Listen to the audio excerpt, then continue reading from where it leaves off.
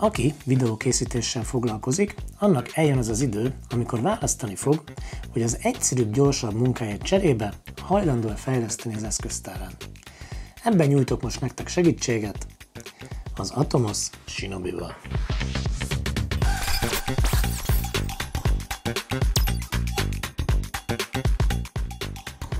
Ezt az eszközt a Cybertronic Media biztosította számomra, ezúton is köszönöm nekik és Horváth Csabának azt, hogy ezáltal létrejöhetett ez a videó.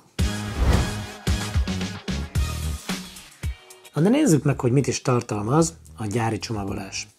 Hát gyors leszek, mivel magán a monitoron kívül és egy AC adapteren kívül, tehát nem kapunk hozzá akkumulátort, csak egy AC adaptert.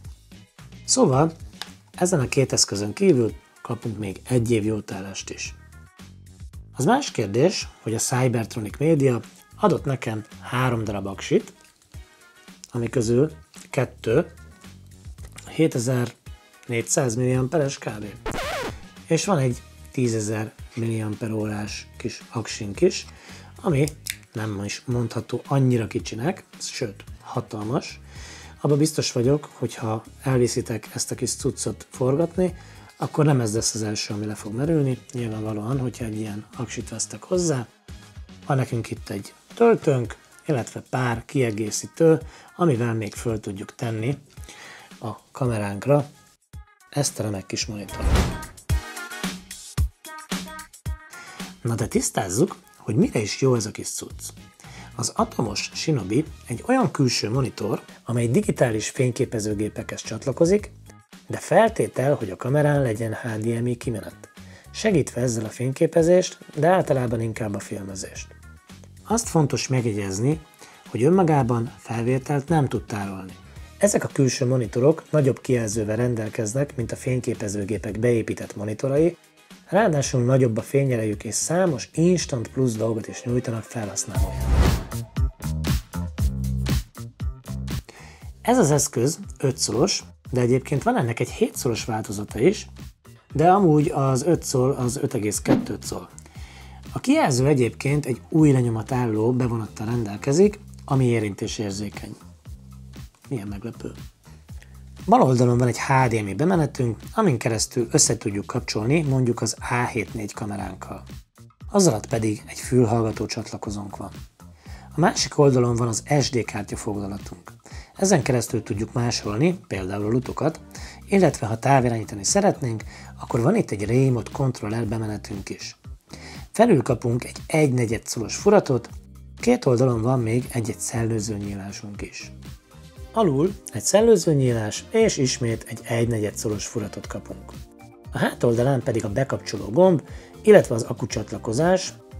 Ha már az akku, akkor jöjjön az üzemidő. Az akkura egyáltalán nem lehet panaszunk, hiszen lehet hozzá kapni egy 4400 mAh akkumulátort, de ha ez nem lenne elég, akkor kaphatunk akár 10.400-as akut is. Na ez az, ami nem fog lemerülni forgatás közben. Hát szerintem előbb minden más. De ugye azt mondtam, hogy az akku az nem a gyári csomagolás része. Ami elég durva tekintettel arra, hogy ennek a monitornak az ára hát olyan 140 000 forint körül van. A kisebb akkumulátorokat, a 4400 mAh-asat kb. 3 óra alatt tudja feltölteni ez a kis töltő. A nagyobbat azt nem próbáltam, de valószínűleg nagyjából 2-szer annyi idő alatt tudja feltölteni. Tudjátok, hogy a színekre és azok helyes használatára nagy figyelmet kell fordítani, ebben nagyon-nagyon sokat segít nekünk a Shinobi.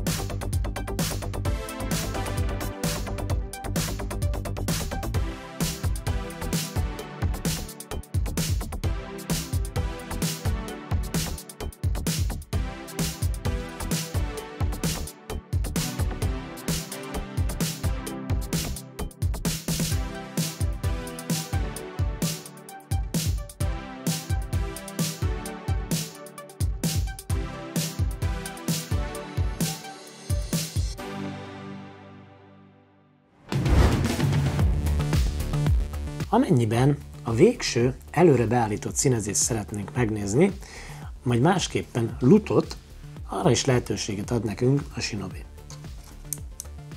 Ez azért nagyon menő. És akkor nézzük meg azt, hogy hogyan is fogunk tudni feltölteni saját lutot a memóriakártyáról.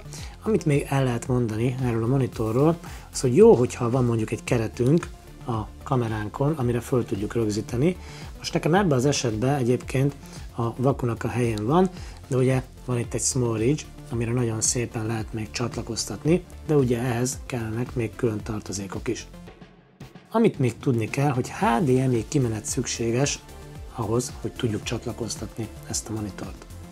Ugye már előre be van készítve nekünk már egy lutunk, ugye egy színbeállítás erre a kis SD kártyára.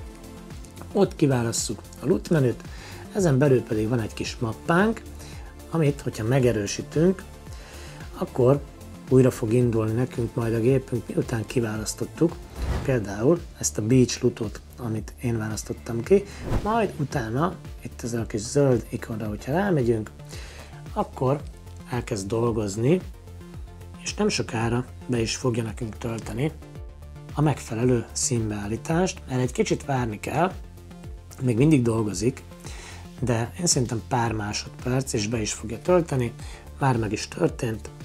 Itt is elfogadjuk beállításunkat, ugye megerősítjük, és már be is tette nekünk. És innentől kezdve már a lutok közé be is tette, hogy itt lehet látni ez a Beach lut, amit én kiválasztottam.